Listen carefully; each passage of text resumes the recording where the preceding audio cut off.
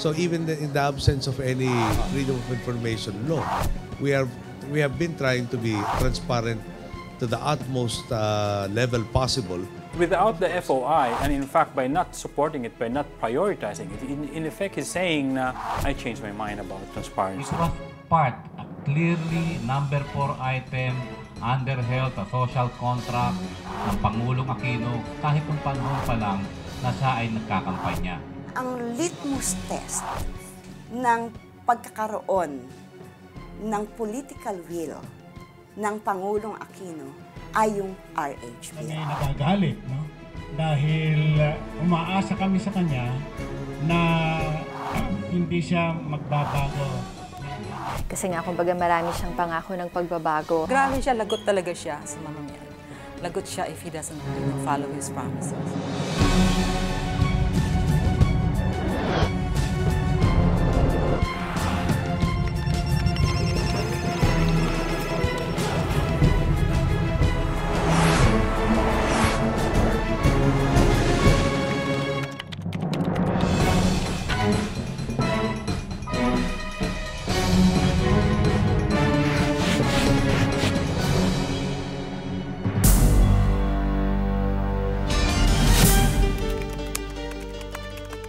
Formal nang nag-umpisa ang paniningil ng mga sektor na sumuporta at ng mga taong bumoto kay Pangulong Noynoy Aquino noong nakaraang eleksyon. Before we present a bill, we'd like to, as much as possible, make the bill as smooth as possible. We would also like to prevent the abuse of the use of freedom of information.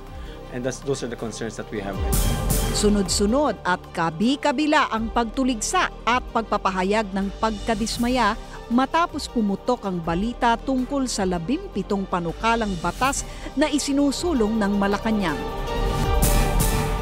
Sa listahan ng priority bills na ipinasa ng Palasyo sa Legislative Executive Development Advisory Council o LEDAC, na itsapwera ang kontrobersyal at pinakaaantay na Reproductive Health o RH Bill at Freedom of Information Bill o FOI.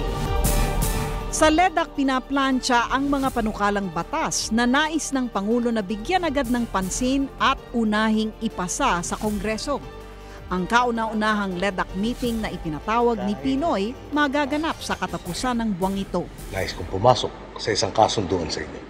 Kasama sa 24 na pangako ni Pinoy noong kampanya ang FOI at RH Bill na itataguyod niya sa sandaling makarating siya ng Malacanang at makaupo sa pwesto.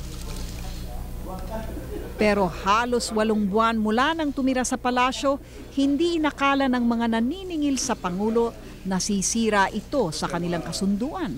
Hindi rin nila maintindihan kung paano nagbago ang posisyon ni Pinoy sa mga issue na magkakasama nilang itinaguyod noong 1 taon. Ngayong gabi, babalikan at hihimayin ng Giorno ang dalawang nagbabagang panukalang batas na tila ayaw ngayon hipuin ng Malacanang. Kasama ang dalawang mamamahayag at dalawang blogger na matagal nang nakatutok sa RH Bill at FOI, tatalakayin natin ang dahilan, kahulugan at implikasyon ng pangakong tinalikuran umano ni Pangulong Aquino.